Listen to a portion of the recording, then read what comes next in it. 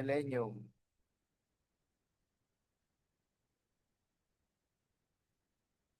Backstreet Boys yata, may kanta rin pa. O album. Okay, the Millennium. So there are views, different views on the millennial reign. This is samples of the chart. The first, we can see that there is a post-tribulational millennialism.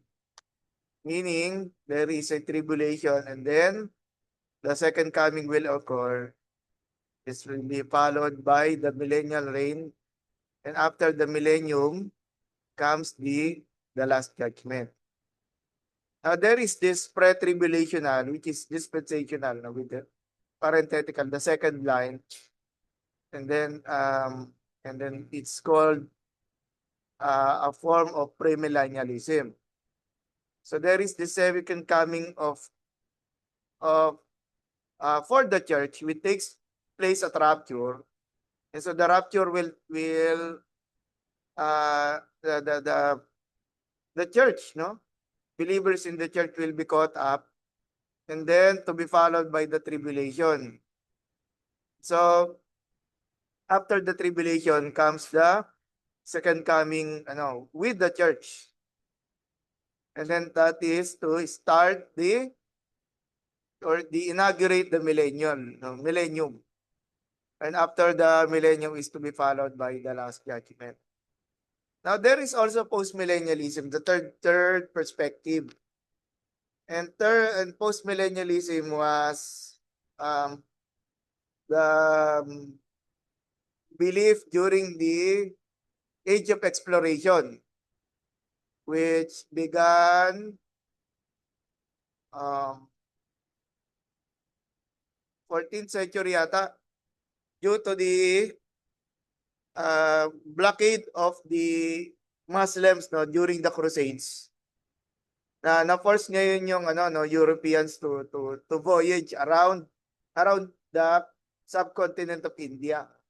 At yun, nakapag-travel sila from there going to eastward hanggang sa makarating sila doon sa Spice Islands sa Moluccas.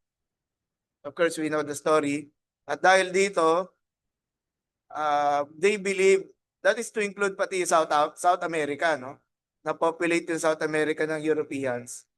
And that they believe that through the Christianization of the world, the millennial will come. So ang gumagawa ng millennium yung tao, no? Based dun sa third perspective, yung post-millennialism. No? Now on the fourth one, it is yung millennium year is counted as a symbolic experience. No? So yung amillennialism ay beginning with the day of Pentecost means the reign of Christ from thence until the second coming or the last judgment. Now let's stick muna sa dispensation millennial reigns now. Pwede na pala itong skip. So yung yung last and ordered ages which conditioned life on earth is the kingdom covenanted to David, David's greater son. The Lord Jesus Christ will rule over the earth. Yun yung millennial reign of Christ.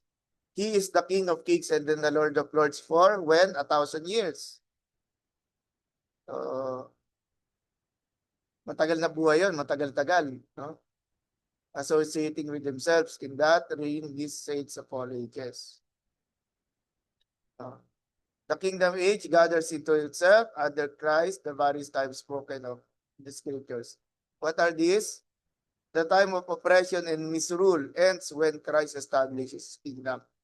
Now, in contrast to Isaiah 11:3, makikita yung world na ito that is filled with oppression will now be parang bang titigil na yung oppression during the reign of Christ. Second, the time of testimony and divine forbearance ends in judgment. Third, the time of toil ends in rest and reward. So a reversal of yung difficulty na na-experience ng tao. The fourth is the time of suffering ends in glory. The fifth, the time of Israel's blindness and chastisement ends in the restoration and conversion. Sabi nga, no, following the tribulation, lumalabas the Jews and Christians have become one people in the reign of Christ. Six, the times of the Gentiles and in the striking down of the image and the setting up of the kingdom of heaven. Seven, the time of creation's bondage ends in deliverance and the manifestation of the sons of God. So as the conclusion, the 1,000 years, Satan is released for a little while and instigates a final rebellion, which is summarily put down by the Lord. Ano yun? Kasi hindi na true war na kung hindi by the breath of his mouth. Natalo niya na. Christ cast Satan into the lake of fire to be eternally tormented, defeats the last enemy, death. So the last enemy is death. And then delivers of the kingdom to the Father. So when he does that, tapos na yung kamatayan. So that's about the millennium. You can find that in Revelation chapter 20.